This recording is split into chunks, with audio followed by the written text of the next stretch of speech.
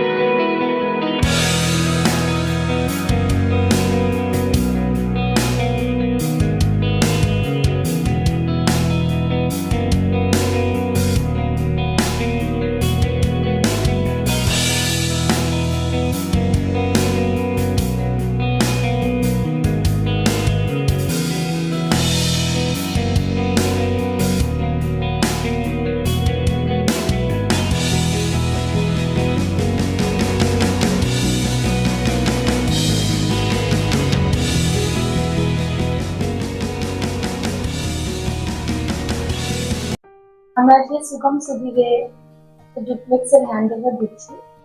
আমার সাথে আছে পূজা ম্যাম আর মনোজ স্যার, এটা এই বাড়িটার ওনার।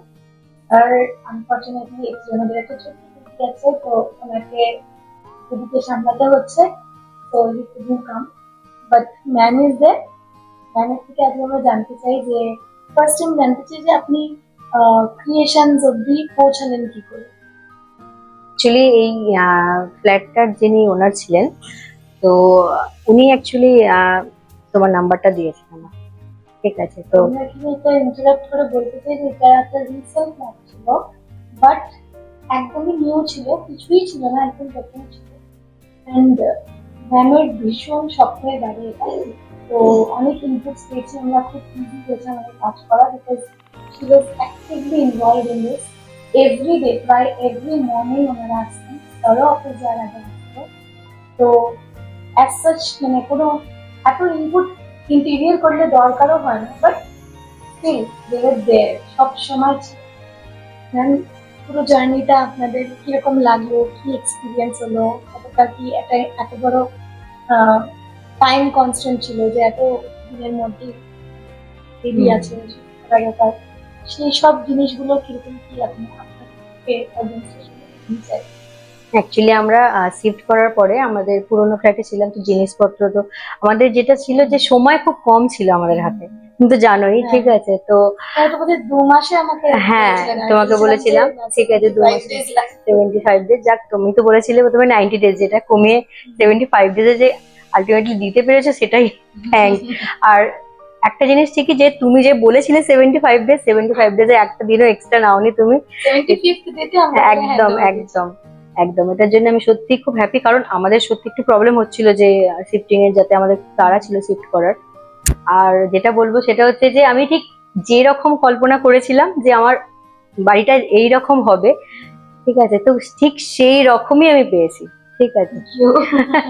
মানে প্রত্যেকটা ছোট ছোট জিনিস, ঠিক আছে, আমি তোমার সাথে ডিসকাস করে নিয়েছি যে এটা করলে কি হবে, একটু গাইড করে দাও, আর তুমি ঠিক আমাকে ঠিকঠাক জিনিসটা গাইড করেছো। ঠিক আছে, মানে ওভারঅল ম্যাম ফ্রি আছো, কল করো, সঙ্গে সঙ্গে চেষ্টা করতাম কল করার।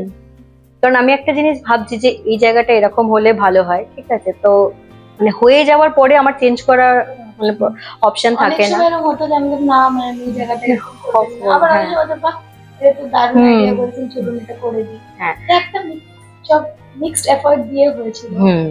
তো এটাই মানে ওভারঅল আমি বলবো আমার খুবই ভালো লেগেছে, একদম আমার মনের মতো হয়েছে সমস্ত কিছুটা, কালার থেকে আরম্ভ করে প্রত্যেকটা জিনিস, প্রত্যেকটা ফার্নিচার। আমার আর মনোজের তো দারুণ পছন্দ হয়েছে, দুজনেই খুব হ্যাপি। হ্যাঁ স্যারের মানে সত্যি ক্রিয়েশনের সাথে গিয়ে আমি খুব হ্যাপি, খুব স্যাটিসফাইড। স্যার বোধহয় আরো ইন্টেরিয়ার্স দেখেছিলেন। হ্যাঁ, আমরা অনেকজনের সাথে কথা বলেছিলাম, তো টাইম নিয়েও একটু প্রবলেম হচ্ছিল, কারণ অনেকেই বলছিল একটু ডিলে হবে, 90 ডেজের আগে তো দিতে পারবে না, আরো বেশিও বলছিল।